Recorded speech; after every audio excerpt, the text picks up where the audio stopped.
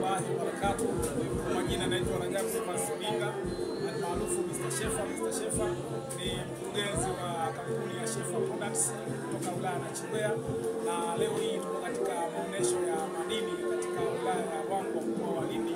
Kwa hiyo sisi kama wajasiriamali kutoka wilaya ya Nachingwea tumekuja kwa lengo la kuwakilisha wilaya yetu ya Nachingwea, na of course tuko wajasiriamali mbalimbali ambao wanatengeneza bidhaa mbalimbali, na mimi kwa niaba ya brand yangu, kwa niaba ya kampuni yangu ya Shefa Products, tuna bidhaa mbalimbali.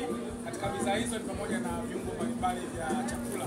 Tunapozungumza viungo vya chakula, kwanza tuna kitu kinaitwa pilau masala. Pilau masala ni kiungo cha pilau ambacho chenyewe of course kimechanganywa na iliki, mdalasini, karafuu, tangawizi, pilipili manga, zile pamoja na viungo mbalimbali. Pilau ya brown ambayo iliyokolea, pilau ambayo of course inaongeza ladha nzuri sana katika chakula chako.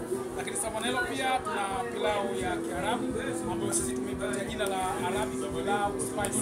Pilau ya Kiarabu ni pilau ambayo of course ina viungo vile ambavyo vimetumika katika pilau masala, lakini kuna viungo vya zaidi na kitu kama kwa mustard pamoja na star anise pamoja na kashikashi maua pamoja na rai.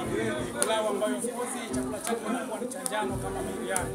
Wakazi wa wilaya ya Nachingwea, wakazi wa Masasi, wakazi wa Lindi, wakazi wa Mtwara, tayari huduma hii imeshawafikia, na leo hii tuko katika mji wa Ruangwa. Kwa hiyo of course tunaomba wananchi wa wilaya ya Ruangwa kuweza kutumia sana kiungo hiki cha Kiarabu, cha pilau ya Kiarabu ambacho kinazalishwa na Shefa Products.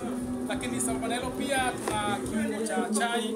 Kiungo cha chai kuna kiungo kinaitwa tea masala. Tea masala ni kiungo ambacho kimechanganywa na iliki, mdalasini, karafuu, tangawizi, pilipili manga pamoja na mchele chai.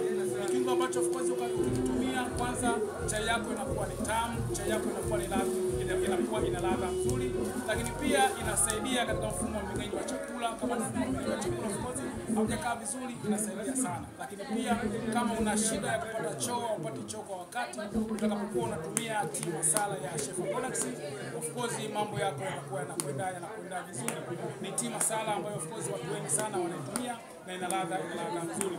Lakini pia sambamba na hilo, katika mambo ya chai tuna majani ya chai asili ya mtunduru, majani ambayo of course yamechanganywa na mtipoli unaoitwa mtunduru, lakini pia yamezimuliwa na iliki, mdalasini pamoja na mchele chai. Ni kiungo kizuri sana ambacho kinafanya kazi vizuri sana. Moja ya sifa ya kiungo hiki au moja ya sifa ya majani haya ya chai, kwanza yanasaidia wale watu wenye pressure, wanaosumbuliwa na pressure muda mrefu.